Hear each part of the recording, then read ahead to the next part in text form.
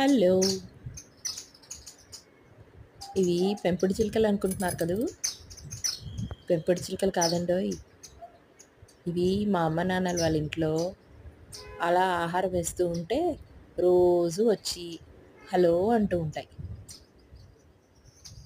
అవి ఎంతలాగా అలవాటు పడిపోయినాయంటే, మా నాన్నగారు ఎప్పుడైనా అందులో ఆహారం వేయడం పొరపాటున మర్చిపోయినా, కొంచెం ఆలస్యమైనా, ఆయన బెడ్‌రూమ్ కిటికీ దగ్గరకొచ్చి, హాల్‌లో కిటికీల దగ్గరకొచ్చి అరుస్తూ ఉంటాయి.